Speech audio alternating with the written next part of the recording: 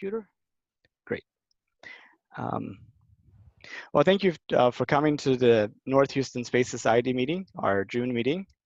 So kind of the agenda I had was I have a few opening remarks, and then Greg is going to tell us about the recent space news. And then Charles, our featured speaker for today, is going to talk about tracking satellites.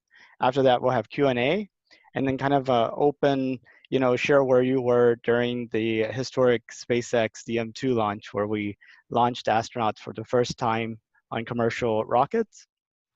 And we'll end by 4 o'clock. So kind of two questions I sort of think about is where are we in terms of the universe and everything, and where are we in terms of, when are we in terms of the history of humanity and our development and things like that. So the where are we part, you can imagine humanity at first just kind of saw what they saw by looking from the ground. The Earth looked flat. There's a great show going on overhead with the sun going across the sky and the stars and the moons and the comets and the meteors and what have you.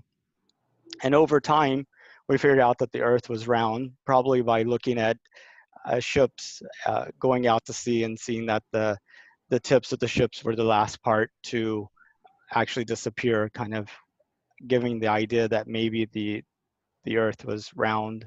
And maybe we saw the shadow of the Earth on the moon and a whole bunch of other different ways. But we still struggled with where it was our place in the universe. And for the longest time, we tried to keep Earth as the center of the solar system and the universe as a whole, with everything going around it. But eventually, we came to the conclusion that the Earth actually goes around the sun, and that the solar system is a really big and amazing place with lots of interesting things going on, that the Earth is really quite a small part of that. And we got to see the Earth from the sky through planes, and even above the Earth and from orbit, you can see the thin atmosphere, and it's really amazing. But then if you get further out, like to the moon, the Earth becomes really kind of small. You can hold up your thumb and cover up the moon with your cover up the Earth with your thumb. And if you go further out to like Mars and you look back at Earth, it's just a little speck in the sky. And so what feels like the entire universe is actually a very, very, very minute piece of it. And there's so much more for humanity to go and learn about and explore too. Just looking at the moons across the solar system, there's dozens of them. So we have our own moon that we've been able to get to within 3 days and should be continuously going back and forth. You have Mars, and you have the moons of Jupiter and the moons of Saturn and more places. So that's sort of where we are. But then if you think about when we are, just looking at it from transportation, seeing how we've progressed, we went from walking to riding horses to sailing ships to steam locomotion to steamships to automobiles to a single person flying in an airplane for a few seconds to big 747s. And just last week we had astronauts take a commercial rocket into space. And so what's after this? One of the things that I think about after this is basically the SpaceX Starship, which if it achieves everything that we hope it does, it'll be the most powerful rocket ever built, capable of carrying 100 people to space, which I think the most that we've had in space at any one time was less than 20. It'll be the cheapest per launch because it'll be 100% reusable. You want to go and build a new rocket, have a high flight rate. I mean, Elon's been tweeting, maybe as many times as 3 times per day, the same Starship could go to orbit, come back, get refueled, go back to orbit. And then mass produced, instead of building rockets, that take multiple years to build, being able to produce 2 of these per week. And then versatile, being able to use the same system to do point-to-point Earth travel to Earth orbit, lunar orbit, lunar surface, Mars, and other places. And most importantly, the Starship is not just a set of great animations and PowerPoint slides and aspirations. It is physical hardware that is being built and tested as we speak in 24/7 shifts over in Boca Chica, Texas, down there near Brownsville. And so all of that potentially will enable us to build a colony on the moon, build a city on Mars. And so whenever you think about the great potential that that has, you know, it's a huge opportunity for humanity to discover inspiration, investment, career. And it's really a, you know, one way that we can both enable and ensure that that actually happens is by educating people about the opportunity and the potential. And then also, you know, I think we're going to have a big difficulty in terms of future shock, because whenever we're having every 2-year trips to Mars, you know, weekly trips to the moon, and that's going to be like the you know, the continent the continent transversing railroad, which is going to open up so much opportunity and so many resources and so much adventure for all of humanity. And it's really the National Space Society and chapters like this that I think we have the opportunity to sort of educate and inspire and to communicate about this potential. And so if you share this vision, you know, you should come join the, you know, our North Houston Space Society chapter. We try to educate ourselves through these monthly meetings and inviting great guest speakers. We also go on tours. This is our tour of, we went on of nanoracks. I want to go on more tours as soon as this COVID-19 thing gets over. I want to do projects and many other things like that. So definitely would like for you to connect with us. So try to get people to sign up for a mailing list so that they could find out about our events. And then of course, you know, join the National Space Society, which could be done just through our website, northhoustonspace.org. And just a couple of things about this meeting. It is being recorded and be posted on YouTube and our website.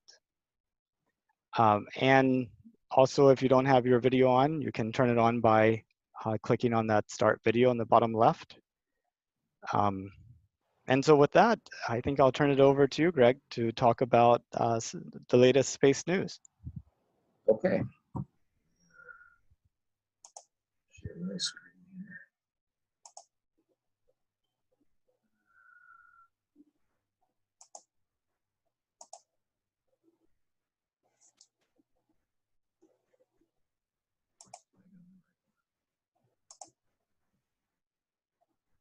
Cool.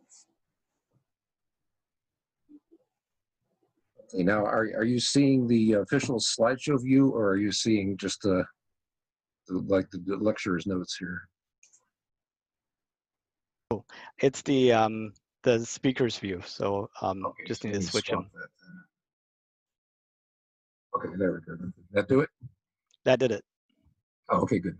Yes. All right, we'll talk about the news here. So this is news since our last meeting, in the beginning of May. And go through it here. Might as well get right to the big one from a United States standpoint. We had, of course, our big launch to the space station, going up on a SpaceX rocket, Falcon 9, with the crew in the what's called the Crew Dragon capsule. That's pretty significant for us because it is the first crew launch to the ISS, the space station, from the U.S. since 2011. So it's been a long time. We've been paying the Russians to do it ever since then. There were 2 American astronauts that went up in this particular one, Robert Benkin and Douglas Hurley. I put some technical details up here because I had been kind of curious about some of these numbers myself. I kept hearing about the 19 hours to get to the space station, really from the time you launch, but you know, actually it only takes 12 minutes to get to the initial orbit. Everything after that is just the minor course corrections. They go up a little bit higher and they have to match, you know, they really have to match the speed and the altitude and, you know, the direction and everything. So the final approach is what really takes a lot of the time. It is interesting, this does have fully automated docking. In fact, one of the astronauts that commented they almost didn't realize when it was finally completed. It was so smooth. Now, they did do some testing along the way to make sure that manual controls would work as well. But then they went back to auto mode and just let it do its thing, and it worked fine. This is also notable that, once again, reusability has been proven here, that the first stage of the rockets, it gets everything going and then it drops back. It actually lands on its own on a ship, they call it a drone ship, out in the middle of the Atlantic, and it was then returned to Cape Canaveral. So that's reusability is continuing, and that's really been highlighted as a real key to ultimately getting space to be a lot cheaper. Because they cite the example that if you had to fly a 747 just once every time you took it, it would cost you a lot of money to basically have any kind of air travel. Now, this particular capsule that's up there, so there's two stages, and then the second stage right now is not reusable. They're hoping to get that. They did experiment, in fact, with the fairings, which are the things that hold the final capsule in place, trying to recover those with big nets. And I never heard how that turned out. But anyways, they're trying to get more and more of the parts of the rocket to be reusable. But anyway, the actual crew capsule itself, that of course is currently now attached to the space station. In 6 months or so, when that crew returns, it will actually, disengage, come down with parachutes and splash down in the Atlantic, and they'll be recovered there.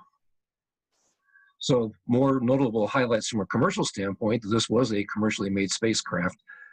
It's a little awkward to decide if it's really the first commercial offering, because in a way you could say the Russians were offering a commercial service to go up there before. But at least this was one that was not really government made. It was made and owned by SpaceX. The costs are kind of interesting because they're showing how costs are coming down. Russia has been charging us $86 million per seat. I didn't find out if that's round trip or just one way. I assume it's round trip. Actually, the Boeing one, which would be like what SpaceX has just done, their costs are actually at $90 million. They're a little bit higher, but the SpaceX is at $55 million, so they're by far the price leader. They're just further down the curve in reusable spacecraft and so on. Now, I'll highlight a couple of what I thought were notable quotes from this particular mission. Elon Musk, of course, the head of SpaceX, he said, "The trampoline works." Now, if that allusion escapes you, it's an inside joke, I guess, among the people that were involved in this program. Back around 2014 or so, when they first started talking about using private industry to create rockets to take people to the space station, the head of the Russian space program basically was just laughing and making fun of it and saying, you might as well just, get a big trampoline and try to launch the astronauts up that way. So Elon Musk finally came back right after this successful docking, and he said, "The trampoline works." So that was his little jab back. He had that guy with him, actually. They both shared a good laugh over it. But actually, the Russians do have to worry because they're going to lose a lot of their business now. That was a nice, stable source of income for them. The other interesting one is one of the astronauts, Chris Cassidy, who was inside the space station greeting, the new arrivals, when they opened up the hatch, and they said, "That's a new car smell." That's something they haven't experienced up there. They've been using all this old hardware for a long time. So that sort of brings it back to a human level. It's just like buying a new car. You get a new, shiny new space capsule, lots of nice new technology with touch screens and everything, and it smells like a new car. So this is actually the view from about 150 meters as they were coming in for a docking in their capsule. That is supposed to be an actual picture. Some people, where I got this, some people had commented, "Well, wait a minute, where are the stars?" And someone pointed out, well, the sun is actually quite bright, and to be able to get a picture, with a small enough lens aperture that you can actually capture it, and you still are overexposed. In fact, in the center of the space station here, the stars are way too faint to show up. So anyway, but I was going to mention that there is actually a docking simulator at the SpaceX site if you're interested in trying it. I fiddled with it a tiny bit. I didn't have time to do too much. It's sort of limited. I mean, you're pretty much just doing a docking where you aim for the center of the space station here. Okay, this has been a huge month for SpaceX. It seems like a lot of the slides have something to deal with them. Another one is they had yet another launch for their Starlink system. You remember from previous news items, they're setting up 12,000 or more satellites, basically to provide internet service around the world. And this upper right-hand corner here is kind of a visualization of what some of that would look like, covering most of the Earth except for maybe the poles. And the individual satellites look like they look in the upper left corner here. There's a single solar array sticking up. This is the 8th launch. They launched 60 at a time, and this is the 8th one of those.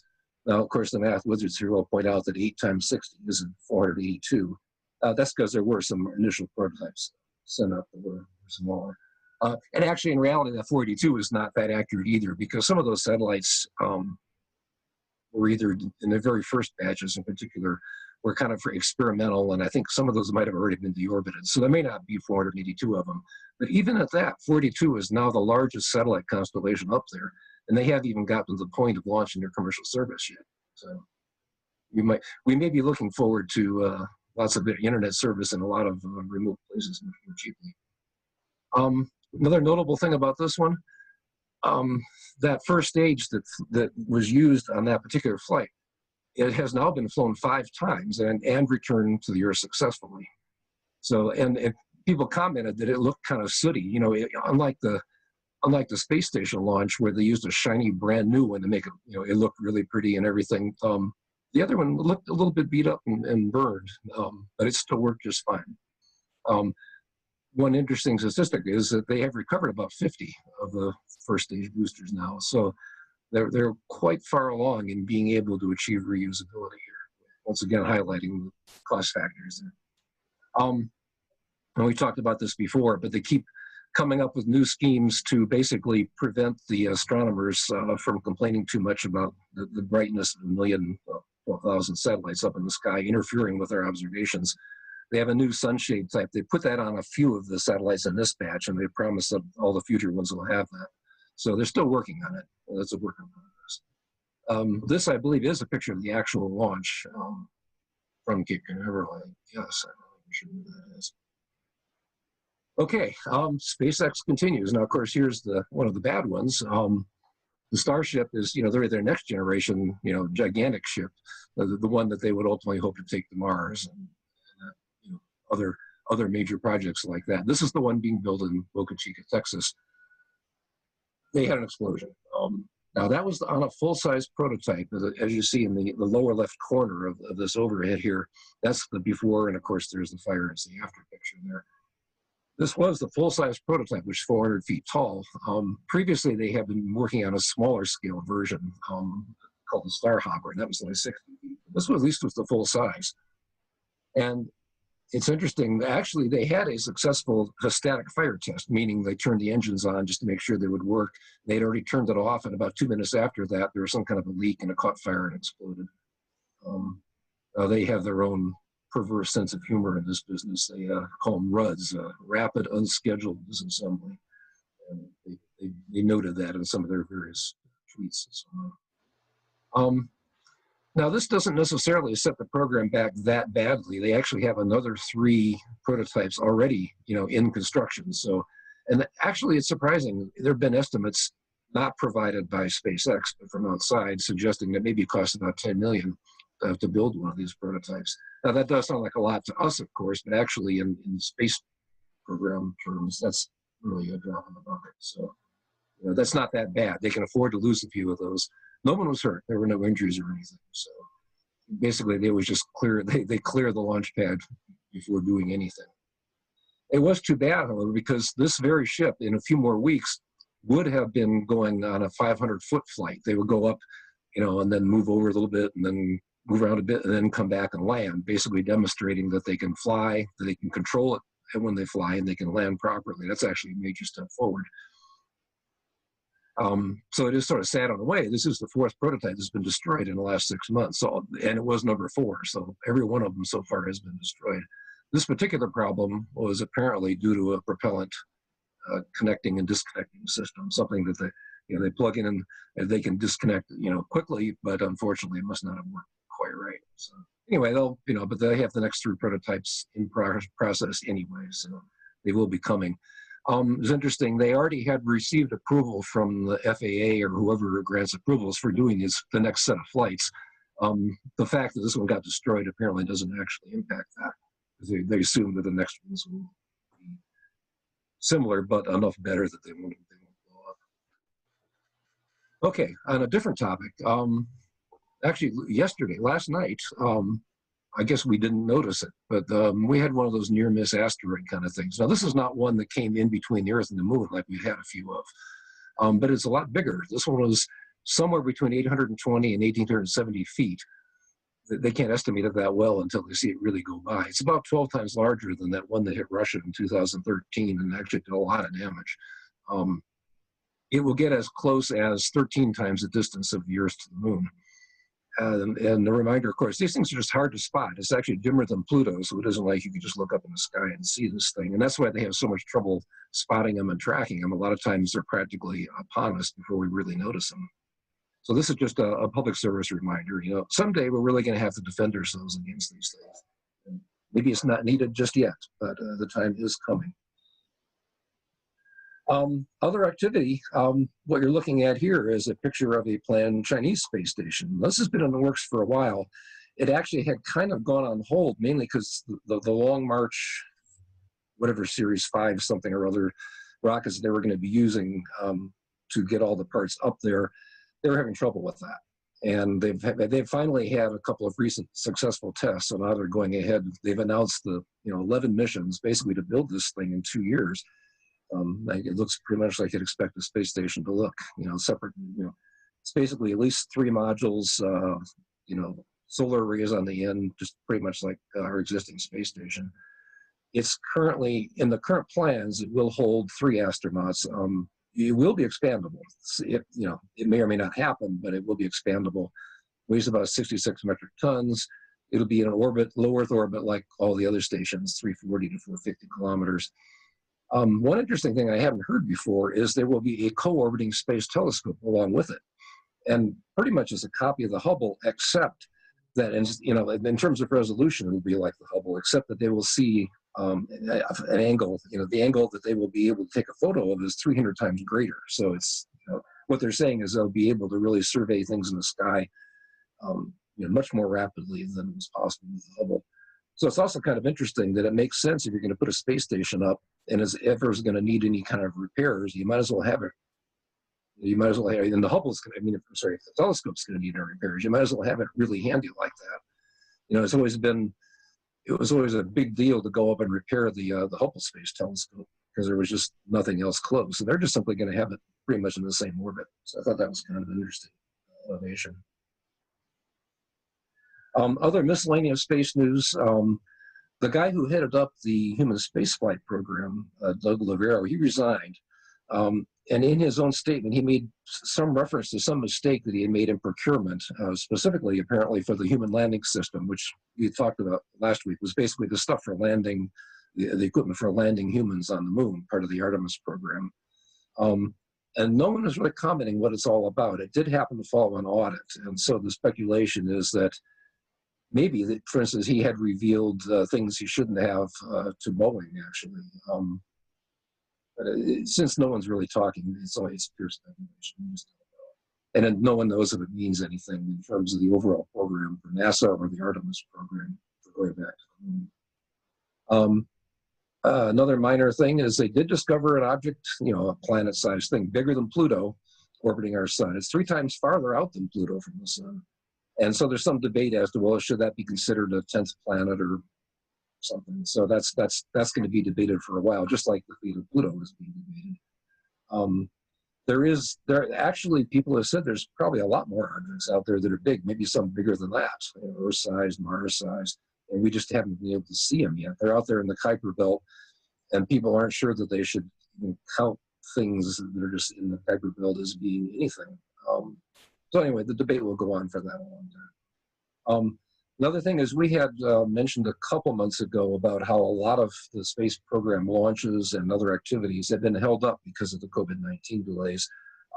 Rocket Lab, which is the company that's launching really small payloads out of New Zealand, they're and actually coming up in the US as well at some point. They're going back to launches starting in June, so things are going to be coming back to normal here. Now we have that question, how many launches have there been since the last meeting? And I guess we could all speculate, but I'm just going to cheat and take you right to the answer. These are launches we've had Still not as many as we've had in some of our earlier meetings, but we're now getting, we're starting to get more regular launches. We had this is probably twice as many as we had more than we had last time anyway. And of course, some of these, as we talked about, are quite significant. We had the SpaceX launch for the communication satellites. We had about 3 or 4 Chinese launches here, launching observation satellites, military satellites, communication satellites, and even a test for one of their crew capsules. Nobody was in it, but they launched that. And of course, we had our own space station launch, as we talked about. One kind of interesting one is the one from Virgin Galactic, or whatever they're calling themselves. Their launcher is called Launcher One. Now, theirs is the deal where they take a 747 and they get it up going as high and fast as they can, and then they shoot a rocket off, pretty much like their space plane was doing. They were trying to do the same thing with launching a rocket that way. They were actually aiming to achieve orbit with this, and they didn't. They failed. So that was a notable failure, but we still count that as a launch. The Russians launched a military satellite that appears to be the Russian launch, and the Japanese launched. Actually, I didn't realize this. They were also delivering cargo to the space station. So one of theirs was launched from a site in Japan. And this Atlas V launch, this is it for the U.S. Space Force. This is some kind of a space plane, which I haven't seen much details on, and they're doing various tests with that. And that there doesn't seem to be a lot of information available about that one either, but it could be interesting. And I think that wraps it up for launches. And for the speaker. Now, I just saw Charles Phillips' picture, and I think this might be a slightly early version of him. We'll have to let him comment on that. Anyway, our main speaker today is Charles Phillips. He's the CEO of his own company here, Space Flight Research. It is Houston-based. He has actually been involved in space really his whole career. Most recently, before this, he was involved in the space station and space shuttle work for a variety of companies. SAIC, which is an engineering contractor, Various Technology, Lockheed Martin. He has worked as a flight controller at Johnson Space Center, been involved in our own space station and shuttle launches, and apparently also some things related to Mir, this earlier Russian space station as well. He actually got his start as an orbital analyst for the Air Force tracking satellites at NORAD. He was in Cheyenne Mountain. He's also been in Alaska. His topic is how you can track satellites and why you might want to. And at that, I'll turn this over to him. Okay, so this is Charles. Nathan and everybody, I figure you can still hear me, right? Yes. Yes. Now, Nathan and I practiced this. I'm not doing video, but I think I'm sharing my screen. Can you see that all right? No.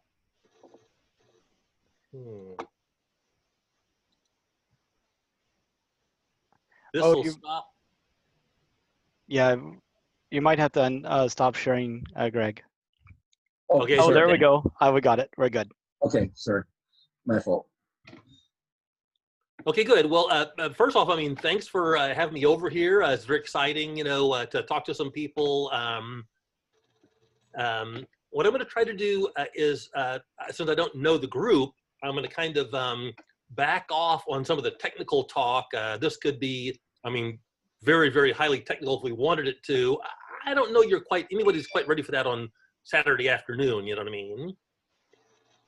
So what I'm going to try to do is emphasize a little bit more, or the first half of this is more the why track satellites, and then some of the how, but the how doesn't really lend itself, I don't think, to a single discussion. I'll give you some of the details, and then if people are interested, I'd be quite happy to either talk to you one-on-one or in a smaller group or whatever, and kind of see what stuff you have and what kind of stuff you need, and then stuff and that. Does that sound like a reasonable plan, Nathan and everybody out there? Yep, that sounds good. Okay. So let's leap on it. What I'm going to try to do, kind of unusual, a lot of times you start with like the broad and work to the details. I hope this group is a little more, technically maybe not aware. I don't know what your backgrounds are, but more not challenged by too much stuff. so I'm going to start with sort of the detail and work to the big picture. Is that all right? Sounds good. Yep. Take it away. Okay, so I think the one thing I am going to do is I'm going to buzz back to one of my backup charts and talk very briefly about orbital parameters. Now, I guess I saw somebody can raise hand. So if I start going a little too technical, please raise your hand or whatever, or say something, and I'll back off. Can I think that probably many people in this group would know something about orbits? I think a quick overview would be great. Yeah. So the picture I have up here, the blue ellipse is the plane of a satellite's orbit, and the red thing cleverly labeled satellite is where it is in the orbit, right? So the gray ellipse is an extension of the Earth's equatorial plane, the equator of the Earth projected out into space, right? And the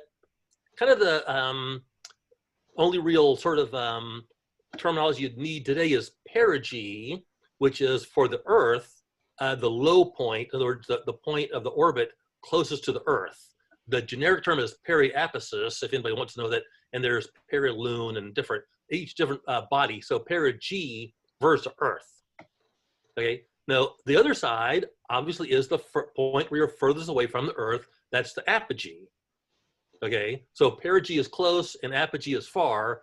Many of the satellites that most of us are familiar with, like the ISS, are in very circular orbits, and they are very round. I did list on the right or the left side at the top there the parameters, orbital parameters. To describe the orbit of a satellite, you need 7 or 6 numbers in time, 7 parameters total. And I'll run this very quickly. Like inclination, that's the angle between the Earth's equatorial plane and the plane of the satellite's orbit. Okay, and then eccentricity is is how round or out of round the orbit is. Okay, so now we get into mean or average anomaly. There's kind of a long explanation there, but anomaly is the angle, the orbit in the orbit where the satellite is located. Okay, and then we have a number, mean motion, or you could also have what's called the semi-major axis, which talks about the size of the orbit. Obviously, like ISS is a relatively small orbit, whereas compared to like geosynchronous objects, very large. So the semi-major axis or mean motion for a geosynchronous object, much different, right? Anyway, there's a couple of angles in there. The right ascension of the ascending node. You see a picture of the ascending node. That's where the satellite goes from below the Earth's equatorial plane to above it. And there's just people, I mean, like in the 1600s, chose some angles, and we just there are various ways to express them, and this is the kind of one we've kind of settled down to. Anyway, also the argument or the angle of the perigee, and then of course epoch time, or the time of when that orbit is most accurate, or if the satellite, let's say, is going through, let's say, perigee, that'd be the exact time of perigee passage, right? So does that, anybody kind of questions there at all, or? Okay, let's go back up to the top. So let's talk mainly about why do we track satellites, okay? And satellites, one thing they do is they fall out of space eventually and hit the ground, which can be okay, but can be kind of a problem.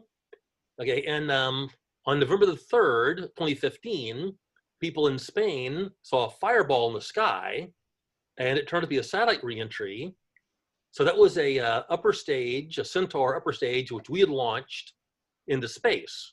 And here's a URL of a group that I'm in, which talks more in great detail about this particular reentry.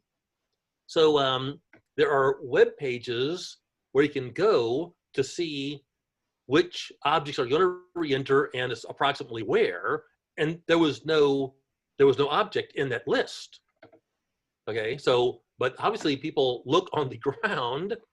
Next slide here shows you two of the pieces from the Centaur in Spain. Definitely we recovered them. Some of them have serial numbers. We can tell what they are. So the people in Spain, people around the world said, wait a minute, a rocket has re-entered.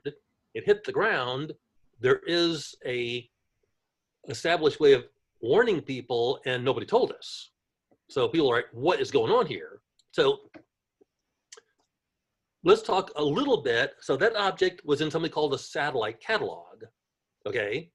And the US Air Force maintains the official world, and we got started like in 1965-ish or so, 63 maybe,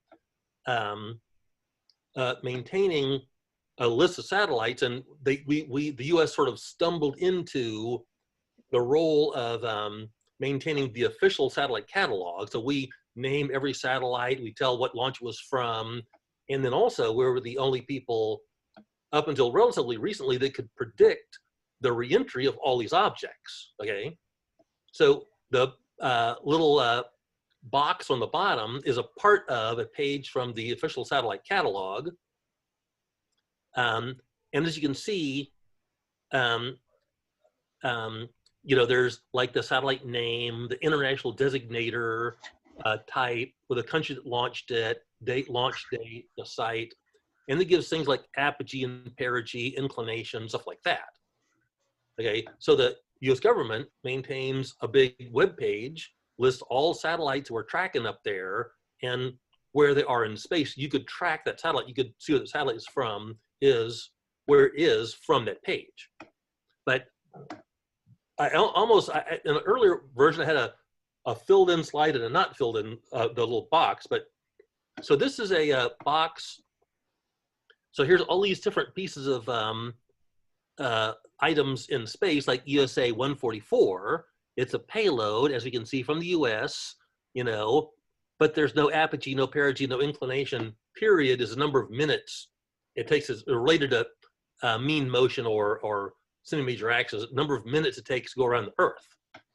So for the satellite catalog, the official world list of satellites, there's a bunch of them that are blank, or like you can see the Titan IV rocket body, that second item. It's a rocket body, and it does show inclination, apogee, perigee, because it decayed, because it hit the ground. Okay.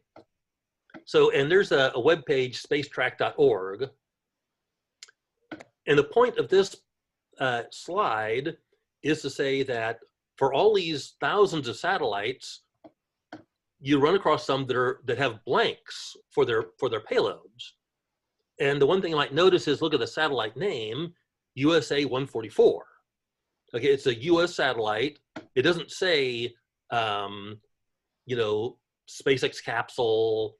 It doesn't say a weather satellite or anything of the sort. So so we refer to that as off the book satellites. So that last line there, off the book satellites do reenter. Okay.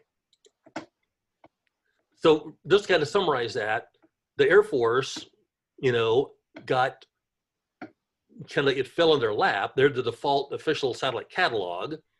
And Aerospace Corporation, probably some people are familiar with them. They're a kind of a in-house corporation of smart guys, you know, that you know, they have a lot more corporate knowledge and all that, and they kind of help the Air Force do a lot of technical stuff. And they have a web page there that the Center for Orbital, and well, I forget what CORD stands for right now, but it's the official orbital decay page. And spacetrack.org also has reentry predictions. The many of the items which reenter, like CubeSats or pieces of debris or stuff like that, would burn up in the atmosphere, and they're not of concern normally. Aerospace Corporation tracks things like Centaur upper stages, stuff like that. I know somebody will raise your hand. Give me 1 second here. Anyway, so Aerospace Corporation, that page is the one that predicts if large items are going to hit the ground and potentially cause damage. Okay. Anyway, so there are other groups. So there's the official satellite catalog, And then there are unofficial satellite catalogs as well. Okay, I had a question.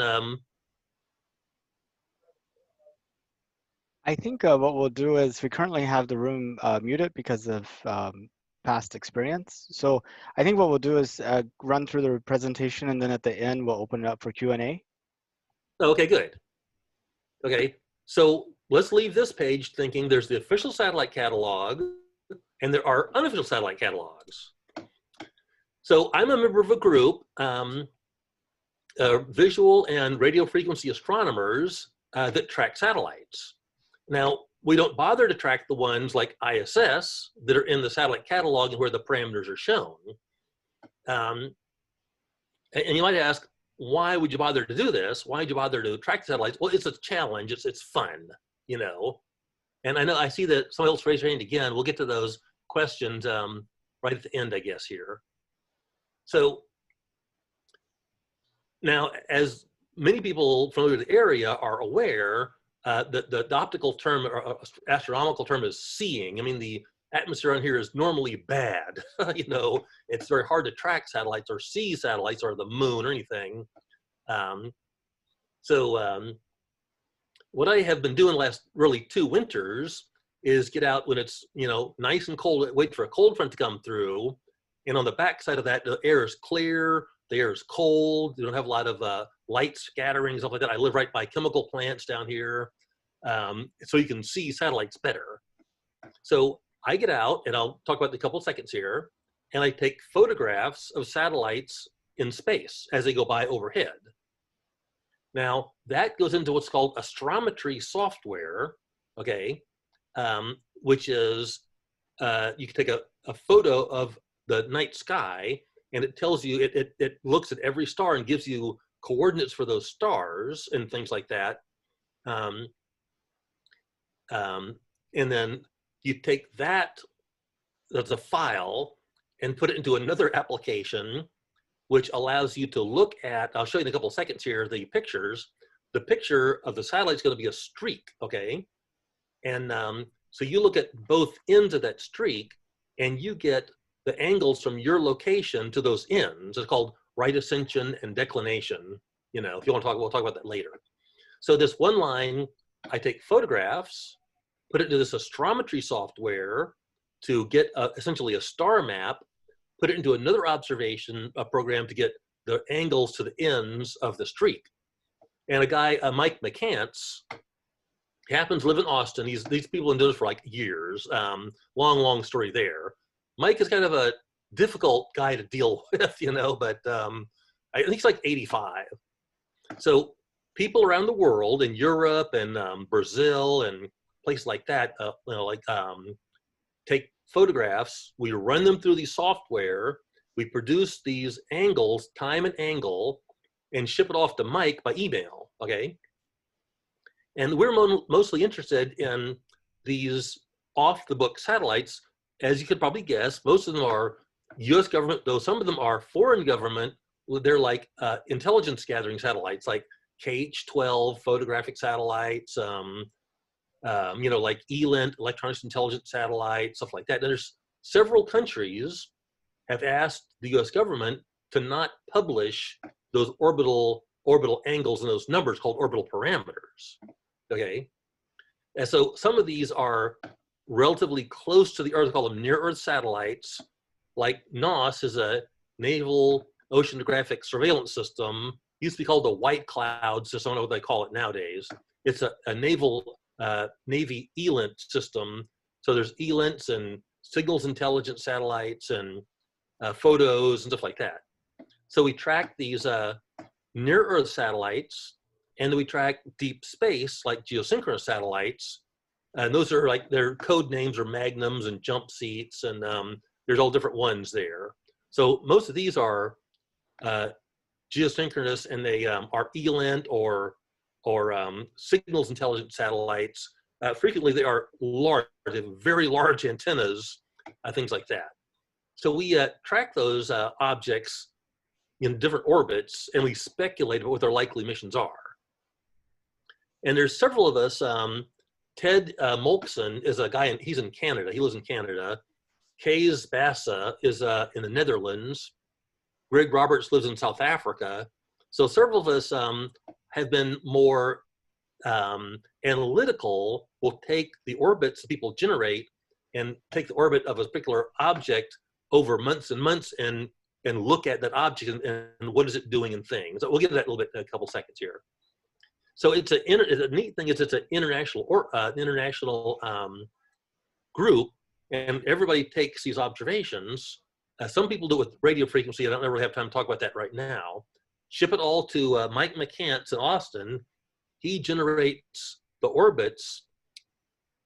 We get an updated copy of the orbit, and we get continuous to track because over time the satellites differ from the orbit, of course. There are various reasons for that. And one of the things we do, I mentioned this next to the last line on the page, SensorSat. The Air Force launched something a couple years ago, I guess it was, into equatorial orbit, but it was low altitude. It was about the altitude of a little bit higher than the space station, but it's a it's like right over the equator of the Earth. Most satellites that over the equator are a geosynchronous altitude far away from Earth. So very few people, a lot of our tracking people are like in the Netherlands, Rome, Italy, stuff like that. A lot of our tracking people, the satellite would never come up over the horizon, okay? So 3 of us got together, we helped Marcelo, who was just below the equator in Brazil. We helped him set up a scan. He just like kept taking pictures of space for days until he finally saw it. So we recovered SensorSat because it, like say, in the satellite catalog, the orbital parameters were not there. Anyway, so, and that's what I've normally been an analytical astronomer for that reason, you know what I mean? So, and I know this can get a little bit complex, so, you know, hopefully I don't lose you. So what are some of the things that analytical astronomers might do? And this is one of them. And you can do this with either the secret classified satellites or the unclassified satellites as well. Those of us who've been doing orbits for a long time, the apogee and the perigee, the high point and the low point of the orbit, in almost all cases, at 99.9% of the cases, the orbit over time gets smaller and smaller and smaller. The apogee gets to a lower number, the perigee gets to a lower number because the satellite is running into even higher, it's running to tenuous atmosphere. It has drag. So the orbit gets smaller and smaller over time. But there is a class, and this is one of several classes of satellites I look at. Some of these satellites that have a very low perigee and a very high apogee, in other words, due to mainly the influence of the moon, so the perigee actually goes up and down. And here I've plotted 2 of them, kind of 2 neat looking plots. Both of these are the perigee of 2 different satellites, and instead of the perigee being a kind of a straight line from the upper left to the lower right, getting lower and lower, the perigee actually on the one here on the left, it varies in a near sinusoidal manner. So the perigee goes up and down and up and down. That's the influence of the moon pulling on the orbit. Anyway, and the interesting thing about some of these satellites are these are the off-the-book satellites in many cases, which would re-enter the atmosphere and hit the ground, and nobody would know. And so one of the things I do is, and we get probably 2 per year, is I look at some of these off-the-book satellites, and I predict the re-entry. You know, and I use this guy Joe Remus, who is in France, northern France. I forget where he is right off. You know. So I get all of the orbits, and then I can see when the perigee is getting low, and so between me and Joe does his software. I don't know how he does this. I could probably do this, but I just haven't ever made the time to generate maps like this. So I predict the orbit, and then Joe Joseph puts a map like this for me. And Greg Roberts in South Africa has helped with some of the historical orbital information. So, you know, the Air Force, for all those, you know, in the clear satellites, and Aerospace Corporation will tell people where it's going to impact. But there's a whole category, a whole class of them that are off the books. Now, most of these, the low point of the orbit, the perigee, is in the southern hemisphere, like this one here was. So most of these hit in the southern hemisphere and are not a problem. We've had one that hit in that one in Spain, and another one that hit in Mongolia. Anyway, those have been a couple of years. Since I've been doing the predictions, they've all hit in the Southern Pacific or Atlantic or whatever and not been a problem. And I write, there's a web page called the Space Review. I don't know if y'all have heard of it or not, you know. Anyway, so I write some little stories and goes in there and gets some attention. Okay, so I've kind of explained why somebody would spend time doing this, you know, and it turns it's kind of useful. I'm hoping that one of these days, if something is going to impact on some land surface, we can give them a couple days warning. You know what I mean? And also, I've kind of talked to the Air Force a little bit, and several of us are kind of trying to convince them to not classify some of these orbits. Anyway, kind of a long story there. So let's say you think, hey, this tracking satellites thing, you know, that's kind of interesting, but how do you do it?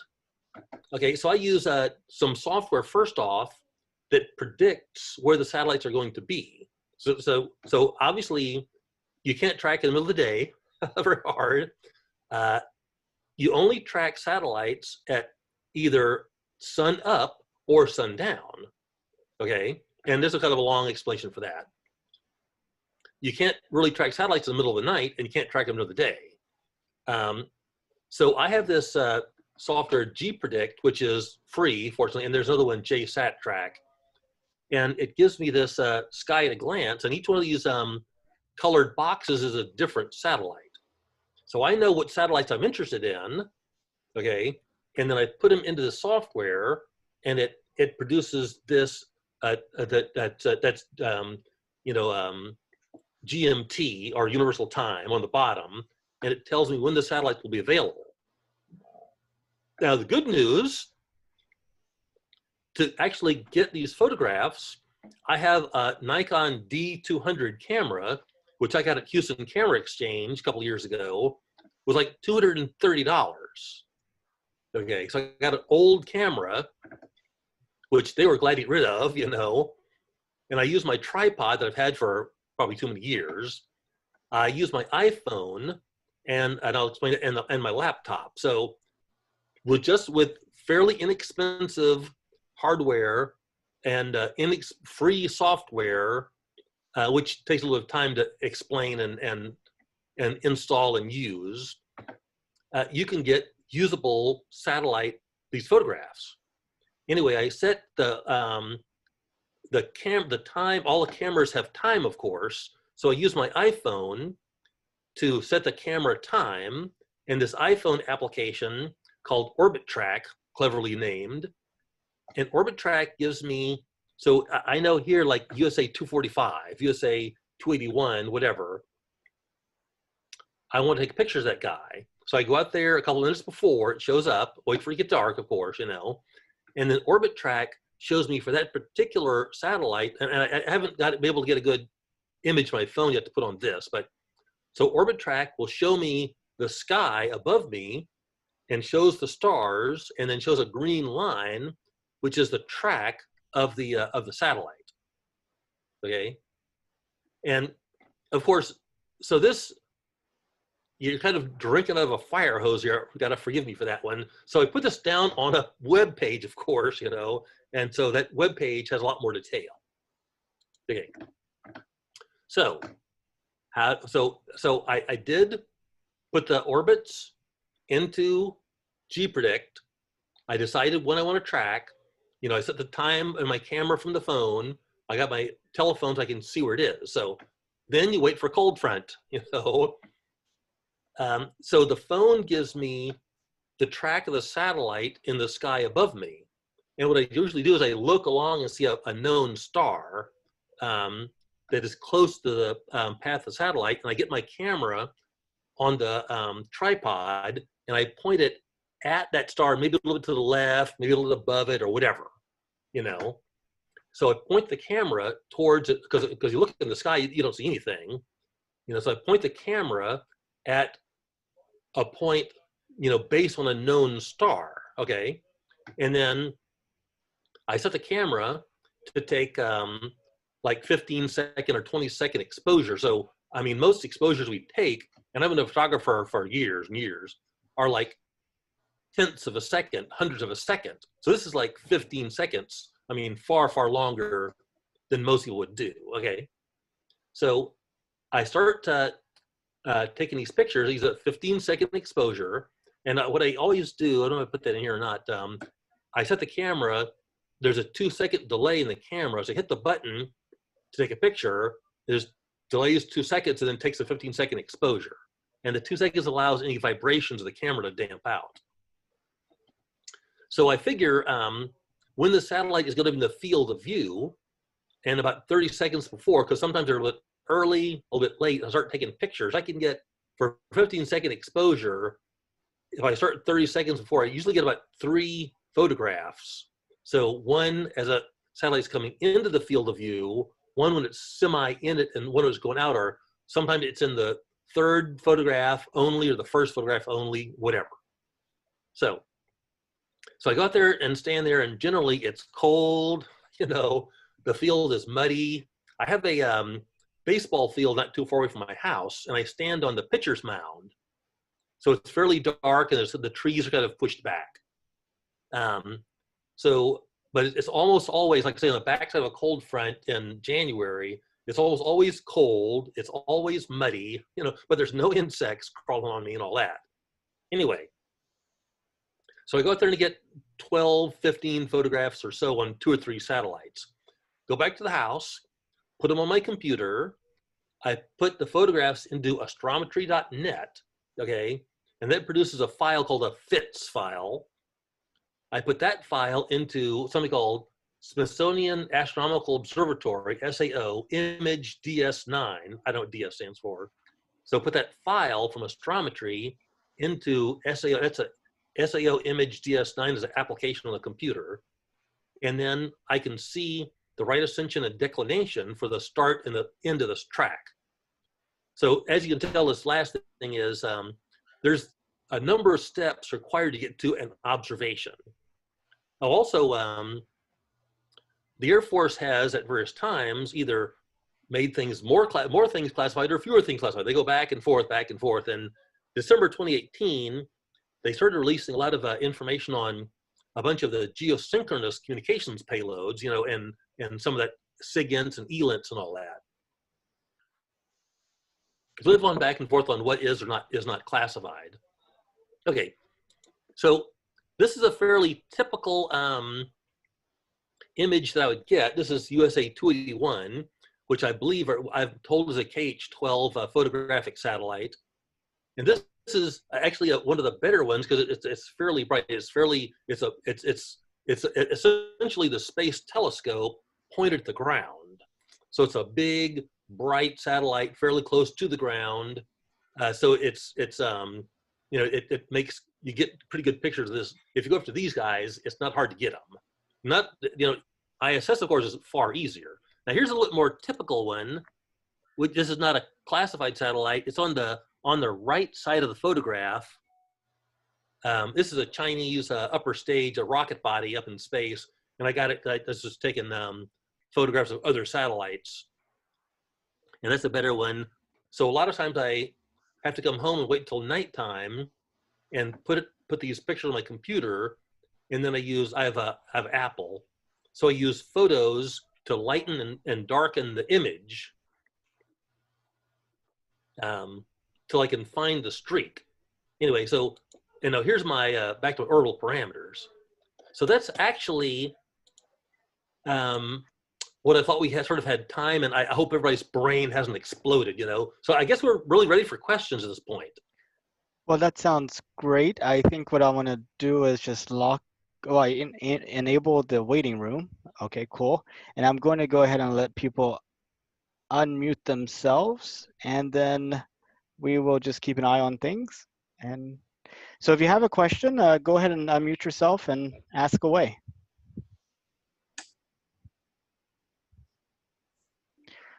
I guess first of all, Charles, could you go back to the that picture of the sky where you said the satellite was on the right-hand side? I couldn't spot the satellite. I was wondering if you could point it out to me. Well, what I have to do is I have to turn off my lights here. I think you can see my my little hand thing. I can see your hand. Yep. So it's right there. Now, I have spent a lot of time squinting at these darn pictures, so I'm getting good at it, but it's right here. Oh, I see it. Okay, great. It's like at a little angle, I think. Yes, exactly. Yeah, most of these satellites are like this. They're smaller, they're further away, they're dimmer, and so you squint a lot and get eye strain trying to spot them. This USA 281 here, I saw this one as like, oh my gosh, this is good. And when did you first start observing satellites online? I mean, you know, outside with Well, the idea. I first started tracking satellites, if you can believe this, in 1978 when I joined the Air Force, and I was stationed at the time in Colorado, and we produced a satellite catalog. I was an orbital analyst and stuff like that, but we didn't use, of course, I did just all the analysis stuff at the time, and then I went off and did a lot of other things. So I've been doing analytical astronomy probably for like 4 years or so. Okay, and then I said, well, hey, I haven't tracked satellites in a long time. Let's go do that. So I started about 18 months ago, and it took me quite a while to kind of figure out what kind of camera to use, find the software and get it to run. So I took a bunch of pictures that first winter, pretty much not usable. That took a bunch of pictures this last winter, and those I finally worked through several pieces of software and the procedures, and should it be 5-second exposures or 25-second exposures and all that. So I guess had I said the group of people that I'm in, astronomers are often a very solitary lot, that have very poor social skills. They like to sit outside in the dark, look at the telescope, And so these people that I was dealing with are, not good at all about if you come in bored and say, hey, I want to do that, how do I do it? They aren't good about helping, So it took me quite a while to kind of thrash this out. But I've really been doing it for about 18 months or so, That's really neat. Hunter Dank here. I've got a question. Fire away. So I'm curious. So I'm in the Space Resources program at the Colorado School of Mines and really interested in near-Earth asteroids in particular. And I was curious about the methodologies that you're using for satellite tracking and how they compare with methodologies used by the observatories for spotting and tracking near-Earth asteroids. Very similar in a lot of ways. Some of the group that I'm in, like Marcelo Zurita, he is a professional astronomer in Brazil, and that is his main thing. They track asteroids and things like this. Now, the software we use to predict where the satellite is going to be is far simpler than it would be for an asteroid. Most asteroids, of course, so and I don't want to get into too much of this stuff. You probably understand this, so like the ISS and other satellites in Earth orbit are in, elliptical orbits. They're closed orbits around the Earth. Of course, asteroids and, meteors and stuff like that are often in hyperbolic or, non-closed orbits. So the software to predict where they might be is far more complex. You know, I don't run that. And those objects will be far, far dimmer. You know, so the simple camera that I have, it is a fairly nice camera. I wouldn't be able to collect enough photons to get an image on the camera. You know, so you need a telescope. And I know people. I'm in Clear Lake that have amateur, you know, quality telescopes. You know, they do track deep space objects, but almost those people all track, you know, don't track. They look at not asteroids or whatever, but at, you know, relatively fixed deep space objects. You know, does that answer your question? It does. Thank you very much.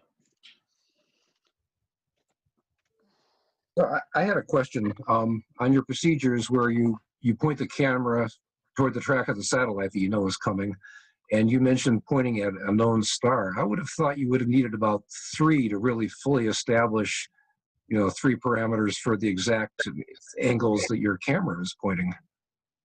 No. So I'm not. I don't. Like I've used like amateur telescopes, and there you use 3 stars. You first point at Polaris. You know, get it Polaris centered up in the image, and then use 2 other stars to calibrate your system.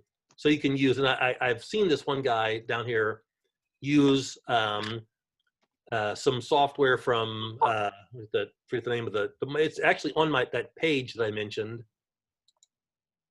Where did I put my page?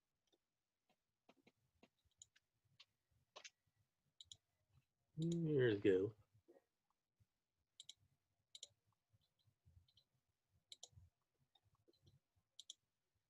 Here, let me find this. Oh, there it is. If you look at that optical satellite tracking web page that I built, that talks about that, how they use you know, computerized systems to drive the telescope at, for instance, mainly, of course, deep space objects. You know. Now, in my situation, I can look at the sky above me with my telephone. The telephone draws a green line, and I can identify a star that orbit will go past. So I'm not calibrating my my camera, and I'm not driving the camera by a calibrated you know, system, unless you consider me a calibrated system. So I guess the old brain is calibrated. Does that make sense to you there? Well, I think maybe you're basically saying that you know the other parameters in a way. Well, you know, I don't need to calibrate, you know, my system to have it drive to the position of the satellite. If I get the photograph of the satellite, like this one here, I'll put it back up on the screen, I can see the 2 ends of that streak. And the astrometry software, I can give it my location, astrometry software will tell me the right ascension and declination to each end of that streak. So the calibration, I guess, that you're probably talking about is actually in the astrometry software, which is out on some web page somewhere. So as long as I know my location, which I get from my phone, go ahead.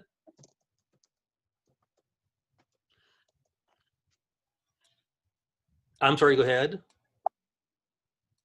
I didn't say anything. Okay. Might I ask a question? I may not be as forward thinking as you. I have certain knowledges of the background of certain points, but so what you're saying is you have 15-second exposures, and you can get 3 exposures of that satellite as it transitions during the timeline of its movement.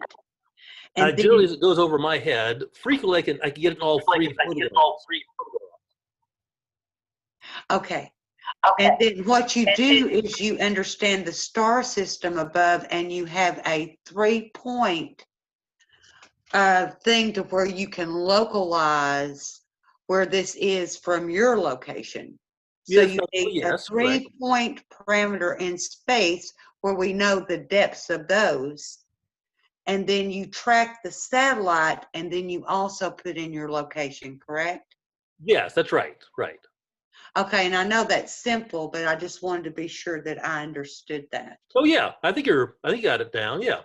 Okay, and then also, you said something about my background's that I have a past healthcare background where I understand imaging quite a bit. Oh And I yeah. have a math degree, and I'm a membership officer of a local space society, so I have interest in this.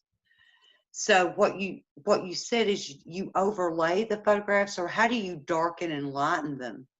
Oh, I use a Macintosh, and there's a application Photos, cleverly named, and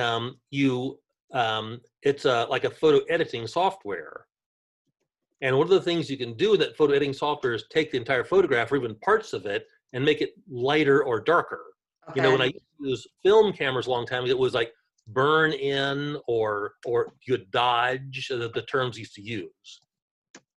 And that's just so that you can see the image of the satellite better. You fine tune it to better make contrast or decrease contrast or whatever. Right, exactly. Huh? On this one photograph I'm showing here, USA 281 is very bright. You know, it's hard to miss. This is a Chinese upper stage is more, I think that's more typical because you spend a lot of time in a dark room squinting at the image trying to find the streak. Okay. So you're trying to find a consistent streak of that image. Right, exactly. And, you know, sort of depending on how close to the horizon you are and things like that, it helps to, like, I can use photos to brighten and darken the whole image, and then the streak that you can find the brightness where the streak stands out the best. And also, if I simply drag it back and forth, it helps. I'd have to show you, but it helps the streak stand out. But you do that a couple times, you're like, oh yeah, there it is there. Because when you get the photograph, you don't know where in the photograph the satellite is, or if it's there at all.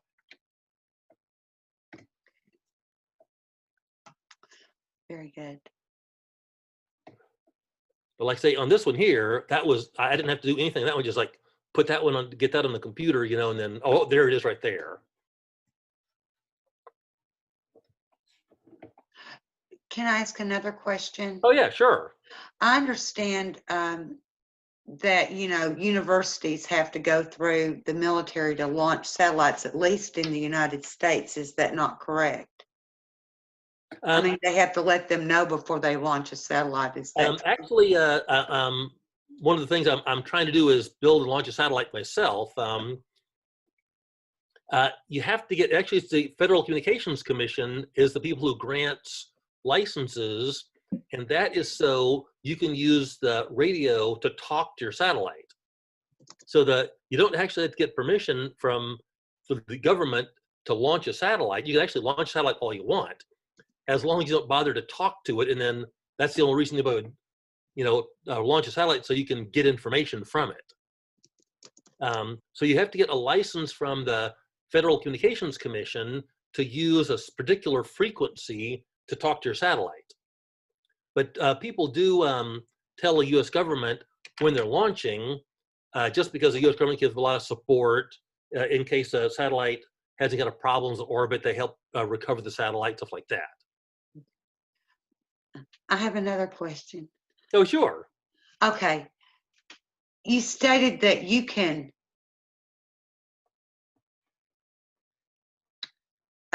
notice or determine when some of these satellites are going to fall. Yes. Correct? Oh, yeah. How can you pick up on, I might have missed something, but is it that their periodic function changes, or what would be the problem, or what would you see that's going to cause it to fall? I mean, does it take a different path, or what gives you? Well, let me pull up one of these pictures here, and these are the most of these pictures I get. So the column on the left side, the vertical axis is I just have some software that calculates the perigee given the orbital parameters. So, and I just plotted it here. And I don't, these are pretty dim. I can't actually read it here. Neither one of these was near, I know. But so when an object of whatever size, when the perigee gets to be about 85 kilometers, Okay. then it is down in the atmosphere that's so thick that nothing can, you know, you need to have like a rocket to get up and out of that atmosphere. Like the space station is about 415 kilometers. So it has to, you know, boost the orbit, you know, like, I don't know, monthly or weekly to stay up there, in part because it has these huge solar panels. You know, very, very few satellites have a perigee that gets down to like 300 kilometers or anything of the sort, because you're down in the atmosphere. So when you get really below the space station, and certainly down to like 300 kilometers, which is what, about a little bit, 190 nautical miles or so, you're in the atmosphere that's so far, there's so much drag that you're going to hit the ground real soon. So when you get in orbit and calculate the perigee, and the perigee is below 400, you can flag it right away as saying, oh, this is not going to be in orbit too much longer. You know, and start to look for when it might actually re-enter. Oh, and then this will probably be, I have one more. Oh, sure. You know that it's going to fall to the ground. Who do you communicate with? I mean, I know that you said a lot of them fell to the south and in the water. And you know, so would you talk with people that are in air traffic control or anywhere? I mean, is there any way that you can detect where it's going to fall? I know you've made statements, but I didn't totally catch that. Oh yeah, but that's okay. Yeah. The one thing, as we've seen recently, you know, satellites travel very fast, and so even when they're getting close to reentry, if you have if you say, okay, it's going to hit, so the sort of the right here, the sort of the definition of reentry is when you're at 85 kilometers or below. But even if you're much higher than that, you know, trying to determine, let's take a look at a ground trace.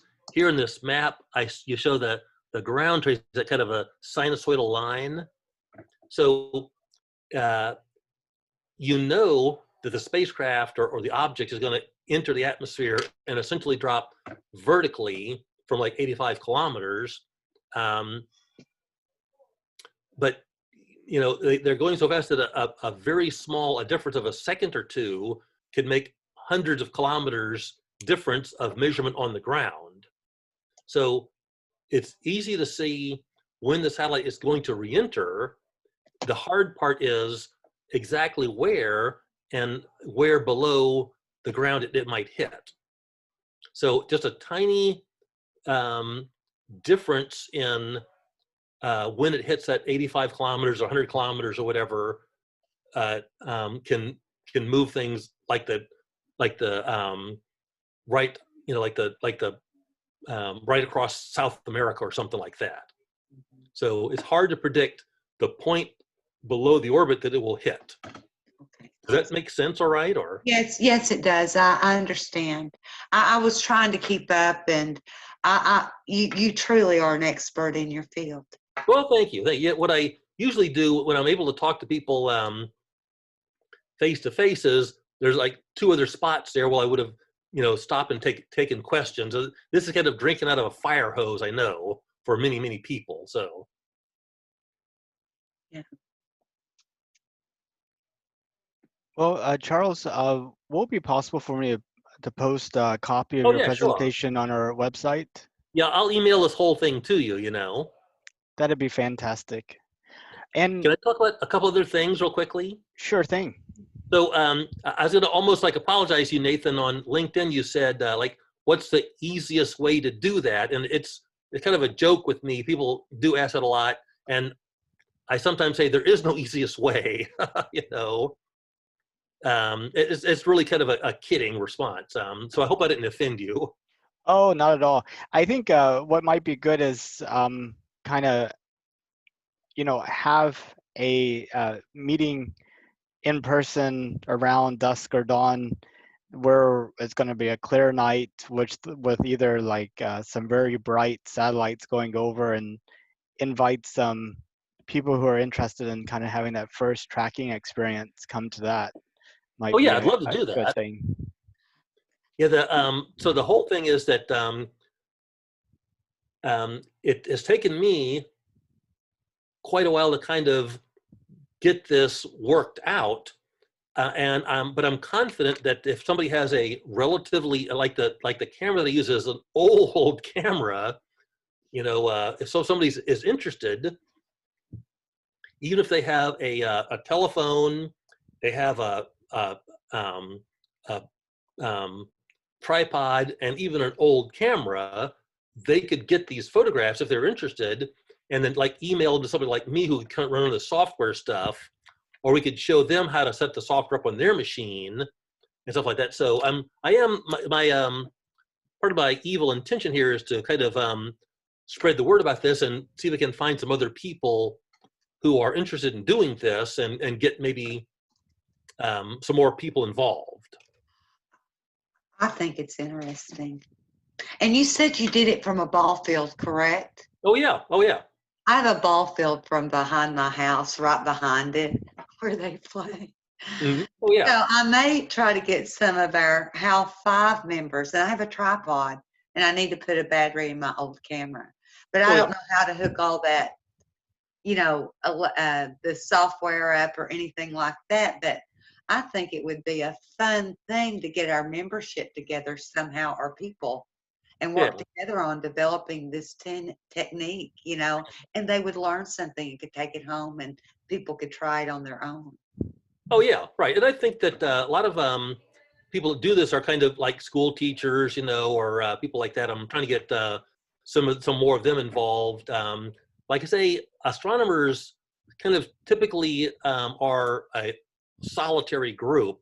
I'm a little bit different, very outgoing, gregarious type astronomer, which is I'm maybe the only one around. But so this is something that people could get together and learn to do, and then kind of do on their own, and kind of exchange images and stuff like that. So another thing, with your background in the Air Force, and by the way, my son is an air traffic controller who trained in the Air Force. And the forward movement of the Space Force, which is a lot supplied, I think, by the Air Force in the future. How do you think that your work doing these satellites can really help the Space Force out there? And then your ability to do equations and track things as far as help them to stay protected in our atmosphere? Yeah, I have to admit that I was in the Air Force space business for a long time. I started tracking satellites as in the Air Force, and I ran a radar site for the Air Force. And I'm a retired Air Force colonel, myself. Oh, excellent! I truly respect it. No, well, thank you. I have to admit that I'm pretty skeptical about the Space Force, because it seems like they're generating more mahogany desks and receptionists, and the Air Force has been doing this a long time, and doing a pretty darn good job. But so that there's a group of people that are still doing it. I think the one thing that the astronomer group that I've been in sort of has been able to do a little bit is let the Air Force know, and a lot of people, even Air Force generals, have said that too many things are classified and there's no reason to have it that way. And I believe what happens is, somebody comes along and has something new. They say, oh, we better make it secret, and then that person moves. As you know, your son, people in the military move a lot.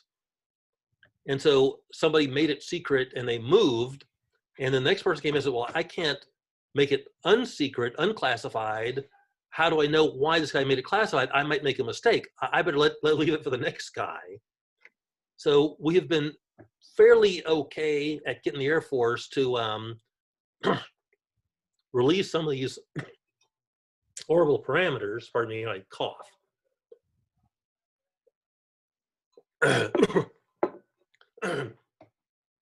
By having some of these old objects classified, it still makes them spend time and effort, which they don't need to do. So we've been kind of helping them kind of realize that some of these things should not be classified. It makes no sense to have them classified. That will save them time and effort, you know. I think that we aren't going to develop a lot of procedures or whatever that the U.S. needs to track satellites or anything. I think one thing we can do, though, is show that it is an effort that has considerable international interest. And I worked the space shuttle for like a long, long time. Mhm. And there was tremendous international interest in the space shuttle and ISS and stuff like that. And the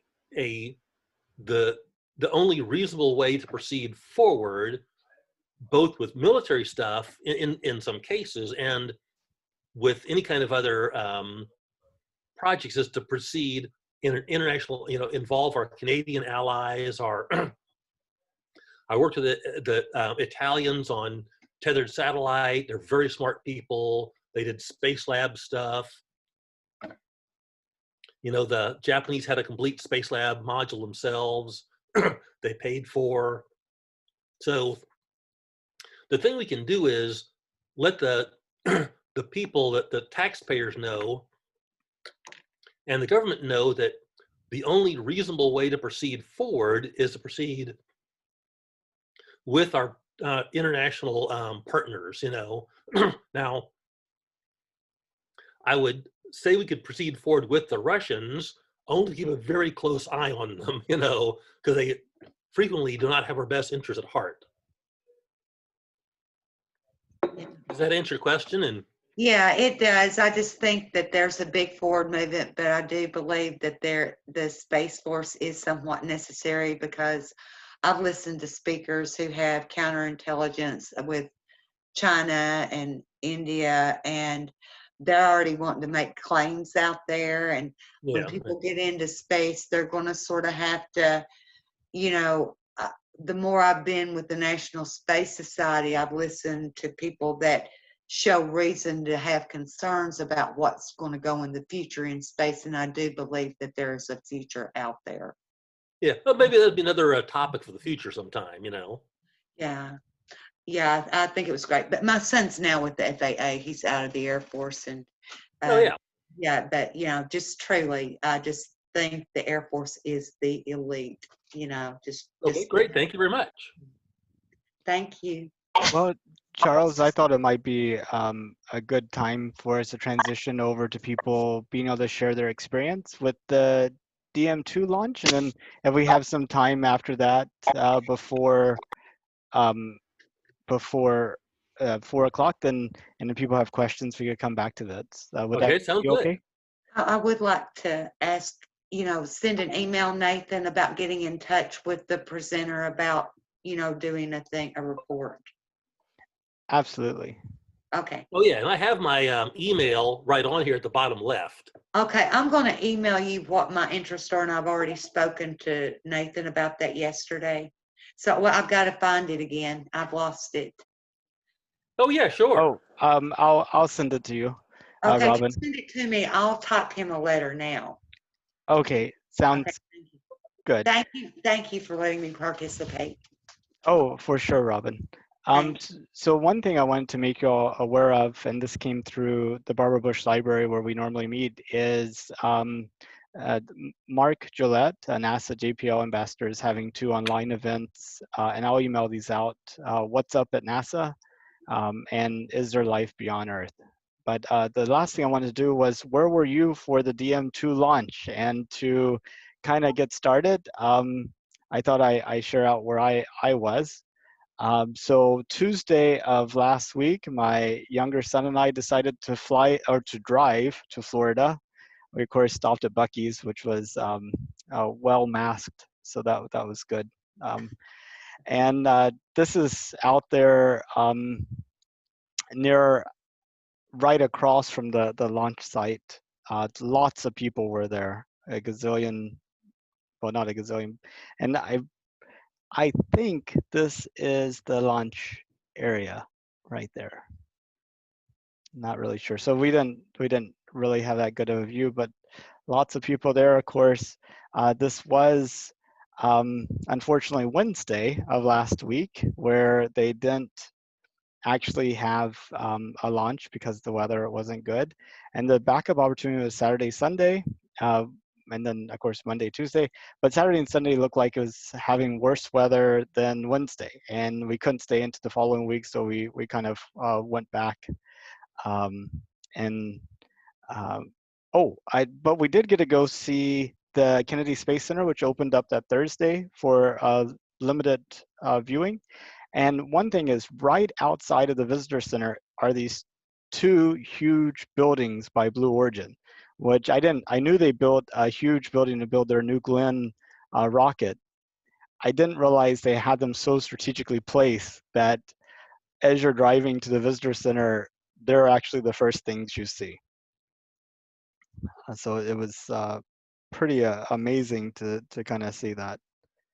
And then of course you got to go to the Kennedy Space Center, and this is a key point. In order to orbit the Earth, you have to be going fast enough that as you're falling towards the Earth, you're also moving forward fast enough to keep missing the Earth.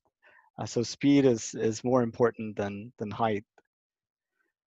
There's Atlantis, which was pretty much the only exhibit that was open, and we got to see the rocket park.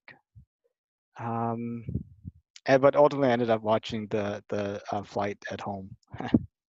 And David, I had your videos and pictures up if you wanted to talk a little bit about your experience. Yes, absolutely. Are you gonna put play? Yes, I'll go ahead and do that. So this is.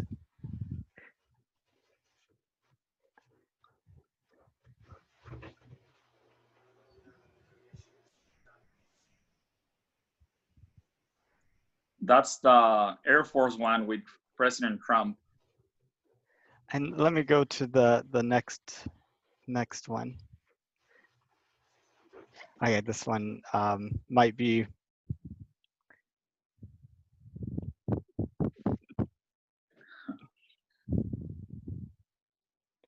Can y'all hear the audio? Just a little bit, yes.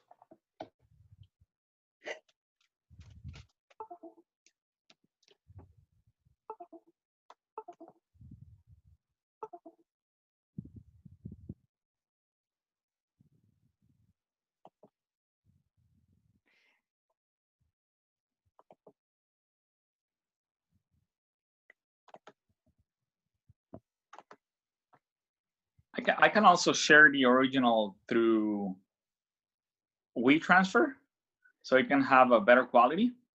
But Charles, thank you very much for your talk, and Nathan, I feel so sorry that you needed to go back. It was a very sad day because, as you mentioned, there were like thousands of cars over there parked.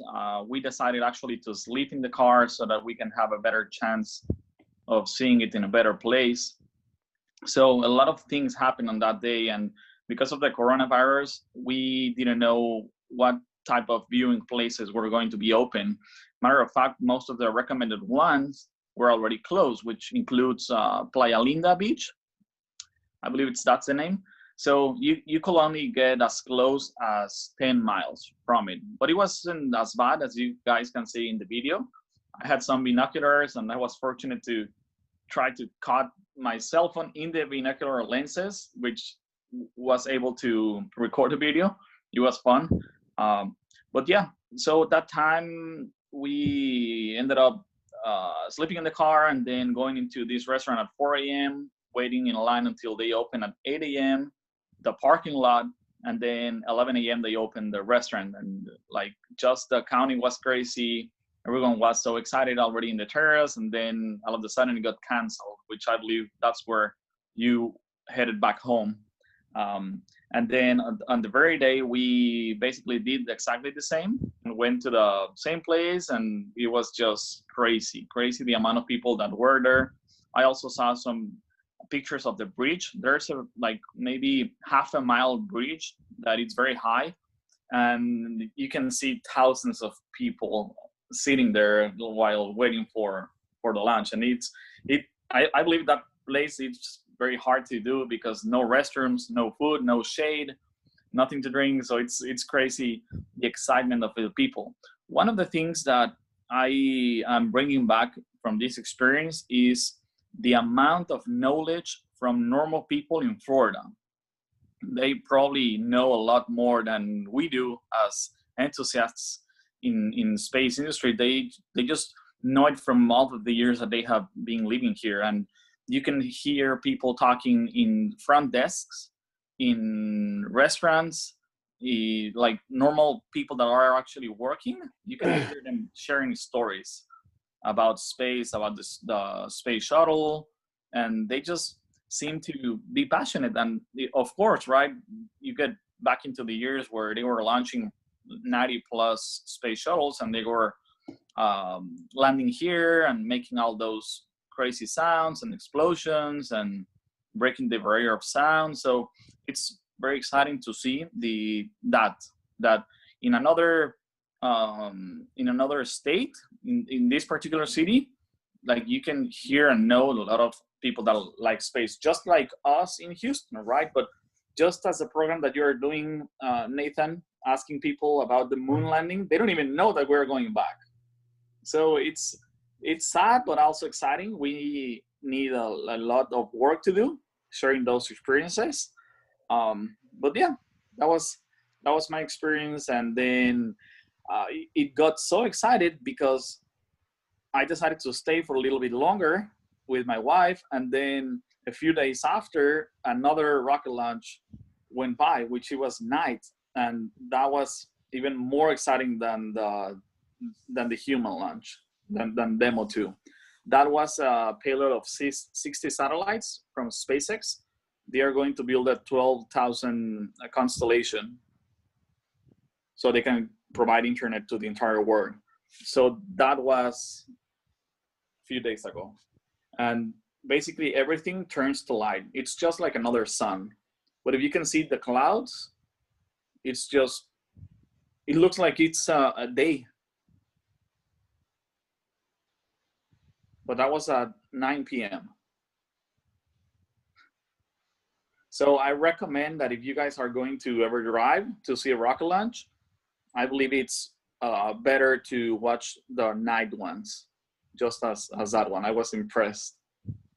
And one of the two things that I am sharing from both of the launches, the day and night launch, is the flame is so vivid, which is like if you guys ever seen those welding machines that the flame is so like true colors, it's just the same, but 10 miles apart. But you can see that color in a very vivid picture, which is so cool to see. And then of course, after, I believe it was after maybe 60 to 90 seconds, then you can hear the sound reaching you after the rocket launch. And that's so cool as well. And what was the sound like? Just the videos, yes. And it gets more and more and more. Not as crazy as most of the videos that we've seen, because the best place to watch the rocket launches are from Kennedy Space Center. You need to purchase those tickets probably months before. But because of the freaking COVID-19, everything was closed. So you couldn't even try to purchase those tickets. So that place, I believe it's 3 or 5 miles apart. So it's very nearby. So I was 10 miles in the night launch. I was 10 miles, and the other one I was 13 miles apart, which is as close as we can be. But those recordings, which they are from YouTube, they are like crazy sounds. When you can see the Falcon Heavy launch, that's amazing. When the rockets were coming back. Yeah. So the most impactful thing, it's just the color of the flame. That's it. Well, David, would you mind if I put those videos and pictures in the summary of the meeting so that people can hear the sound? I don't think the sound from the video made it into the Zoom, did it? Yeah, no, it didn't. And actually, I didn't send you the original video because it has like 3 minutes of length. So yes, absolutely. I can share you the. So if I share through WhatsApp, it loses some quality. So I'm gonna send it to you and to you guys if you want to as well on WeTransfer, and it doesn't lose quality of the video. That sounds great. So where was everybody else during the launch of the astronauts on the SpaceX vehicle? Anybody want to share their stories from home or elsewhere? I will. Yeah, I was in the kitchen, and I was on my phone texting somebody, and then somebody said, "Oh, did you see the launch?" And I said, "Oh man, did I miss it?" And then Alexa in the background says, "Launch at 3 p.m." What happened was when I entered the time, I entered the wrong time zone, and that's why I got reminded an hour late. But then I saw the after show, and I enjoyed it. That's amusing. You just gave me an idea. We need to have a rocket launch skill for Alexa. So Yep. you just have to say which launches you care about, and then it just reminds you of those. It probably does. I'll check Okay. it out. Yeah. Maybe I should just go down the list just to keep it organized. Hey, Charles, did you get to see the DM2 launch? Oh yeah, yeah. We were here at the house, so and we were pretty much follow that stuff pretty closely. So yeah, we were sitting here for we saw the first attempt, and it was not surprised it didn't go. And then we saw the launch from. I was sitting on my couch. So, but I don't want to like brag or anything. I've seen a number of launches before, so it was kind of a nice comparison, you know. So Awesome. And Greg? Well, actually, I was en route in a car to meet some people, and I missed it completely, so I just had to catch up with it afterwards. Awesome. If you're watching it on video, there's really kind of a little difference between seeing it live versus the recording. Eagle, any cool DM2? I just tracked it through the internet, watched it that way. It was fun. Brinley, did you get to see the DM2 launch? Yes, I watched it online. Did you have a big group of people? No, just me. What was your favorite part of it? I don't know. I apologize. That's awesome. Well, Gary? Oh, it's on mute. I could try unmuting. How about now? Can you hear me? Oh, I can see you. Hear you. Yep. You can hear. Okay. Yeah. I had it on at home because people kept texting me, "Did you work on the suits? Did you work on the suits?" I'm like, "No, they're SpaceX suits." So I couldn't ignore it, right? Because everybody was asking me about the suits. So I did watch the CNN coverage, and I also watched it online on a computer. Quite exciting. It got so exciting that Nancy had to leave to go shopping at Costco. She was too nervous. So I watched it alone, but all my friends were texting. So very exciting.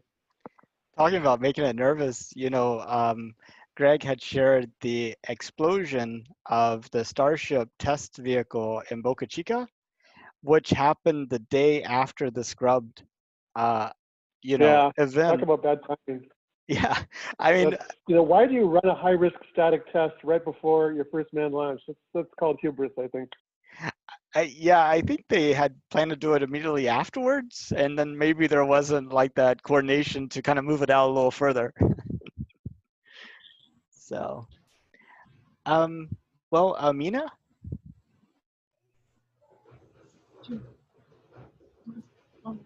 It's Judy.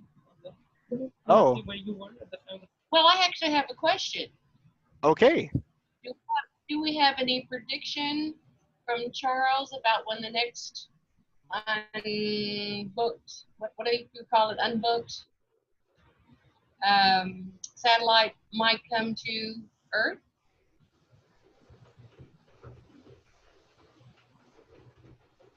Which is not on the topic that you're on right now, I understand. But I just thought I'd read it. Oh, so what's the prediction? Well, there's if you look at those sites, there's quite a few satellites which are predicted to re-enter that are on the site. I think the nearest one that I'm tracking might possibly re-enter, like August or September. But that's one of those that's a off-the-book satellite. Off-the-book satellite. Do you have any pictures of any of them coming to Earth?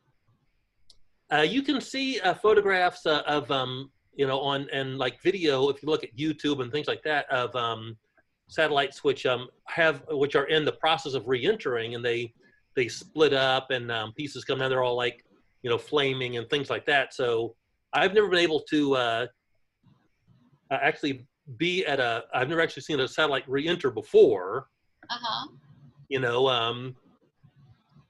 So like I say, because frequently the ones that I look at are going to re-enter in like the South Pacific or South Atlantic in these broad ocean areas.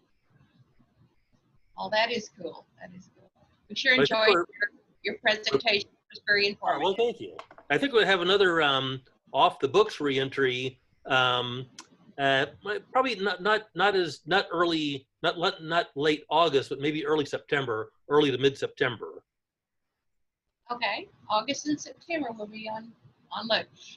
And back to the actual question was, I got to watch the launch through through the phone at Nathan's house. So I can't explain it any through the video. He put his phone. I don't know how he did this. Facebook. I got to watch it on Facebook. Right? That's right. Yeah, that's pretty awesome. It was. I got to join the family via Facebook. So that was cool. Now, very exciting. I should point out, David's sharing out some photos that he took in Boca Chica as he was driving through Boca Chica. So he actually got to see all three all three of these vehicles. The one that exploded, the one that launched the astronauts, and the one that launched the Starlink satellites. And, David, I went to Boca Chica last September, and I walked along the same place where you are now, and a state trooper came up to me and said, "Sir, please get back in the car." I was wondering if you had any type of...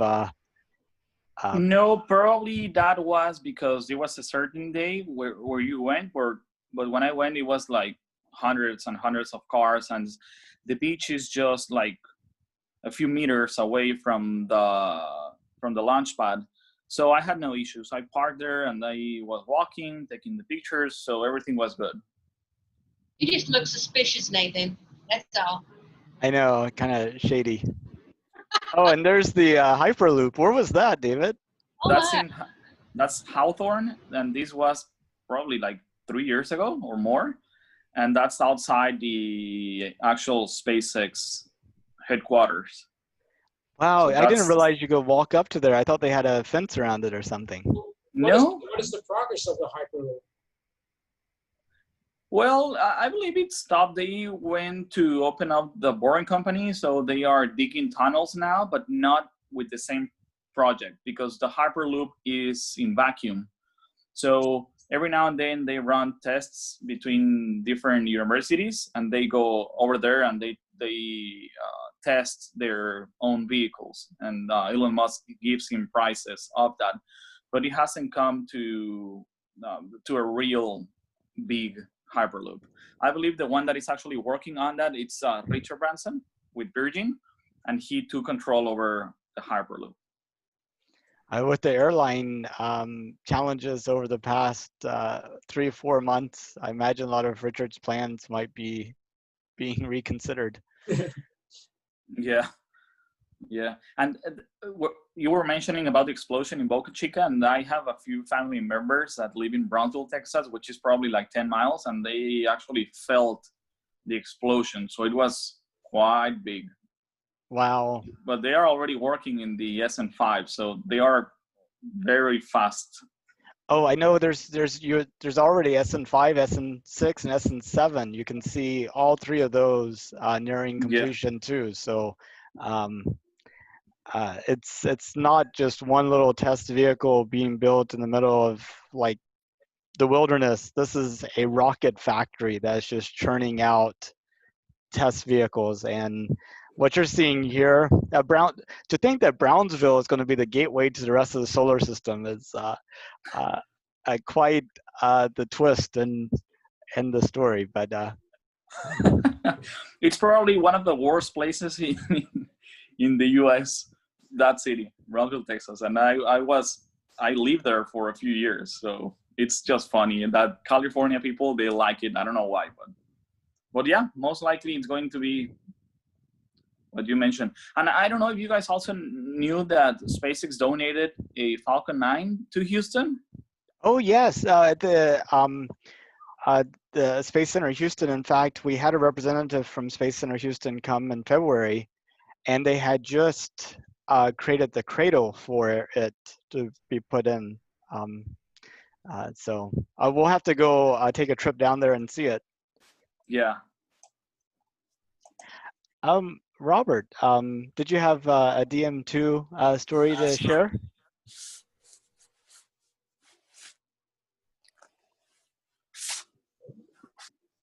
Or maybe Robin?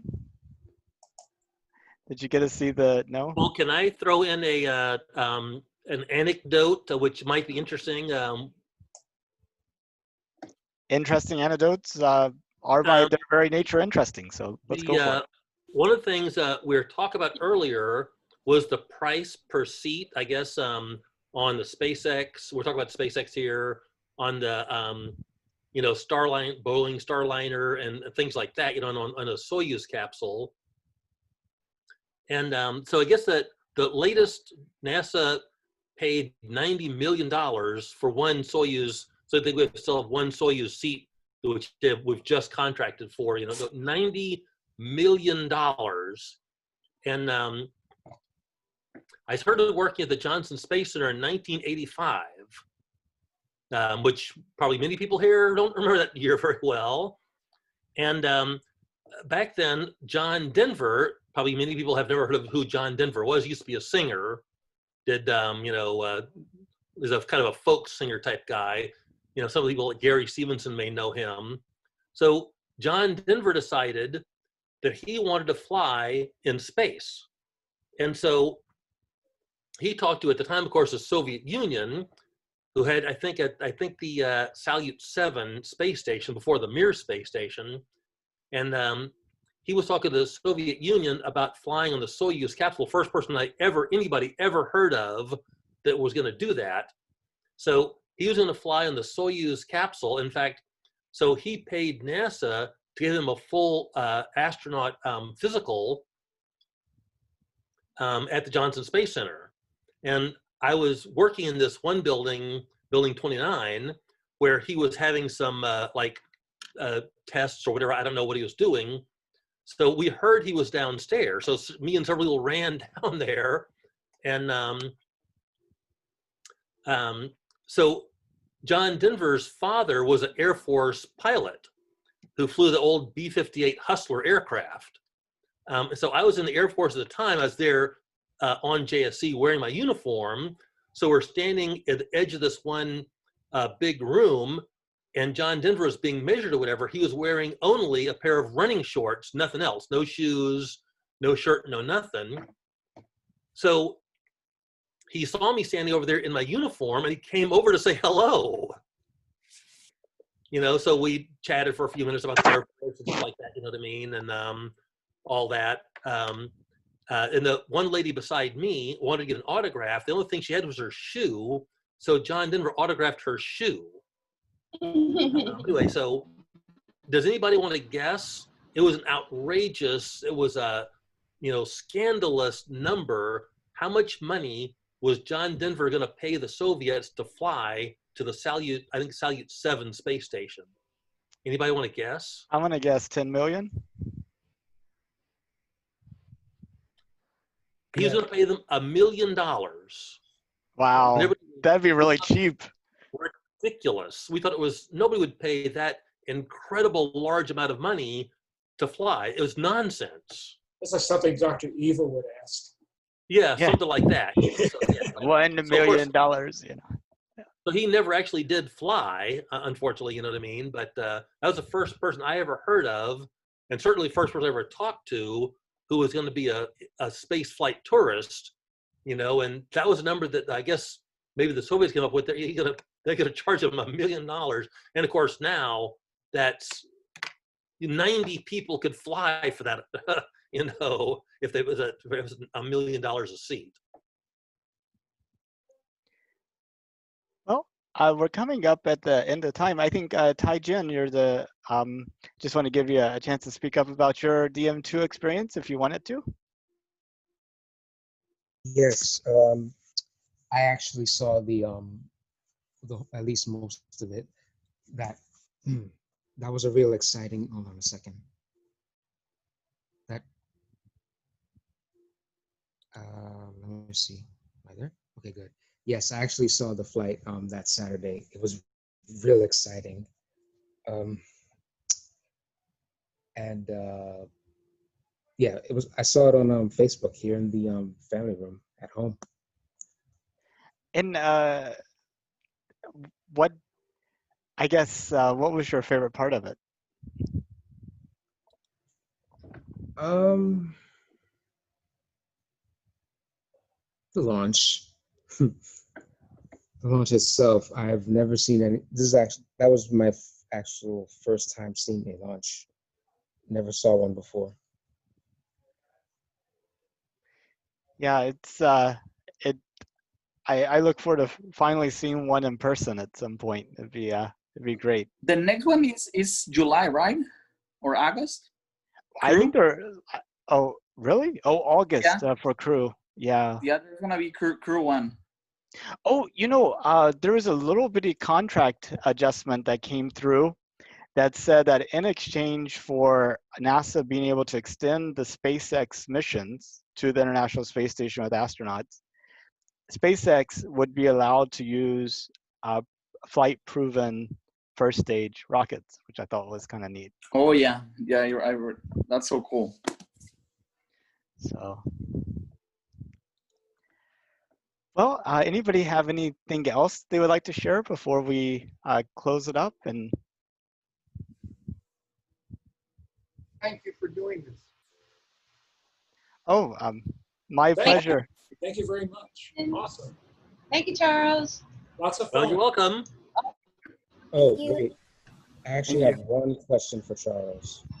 Oh, go ahead. I actually have 3 questions, but since we're short on time, I have one, at least the most important one. Go for all 3. Go for all 3? Sure. All right, then. My first question is on Charles. You mentioned on the presentation about satellites acquiring a lot of data and a lot of information. Exactly what other information the satellites give off other than internet and communications through phone? Well, I guess your question is, what kind of information do satellites return back to the ground? When the information is generally, a lot of it is status of the satellite. What is the temperature, things like that. What's the location? And a lot of them obviously collect information. There's some reason they're up there. It could be the space environment or photographs, or it radios down information about, many, many things. Okay. And second question, for the image editing. Can the image edit also be done with Photoshop Oh Yeah. yeah, sure. There's for the lots of satellites? Absolutely. And Lightroom Okay. too, if you got it.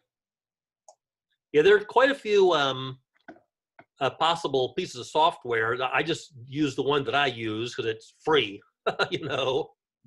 Yeah. There's a lot of free stuff out there too. Lots of it. Okay. And the third question, oh boy. Third question was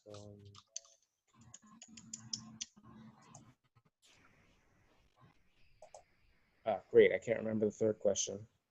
Well, you have my email. I'm gonna send a presentation to Nathan. So if anybody has any questions, I mean, feel free to shoot me an email. You know. Sure. But thank you. That's all I have to ask for. Okay. Well, This is great like, talking to you. Nice talking to you too.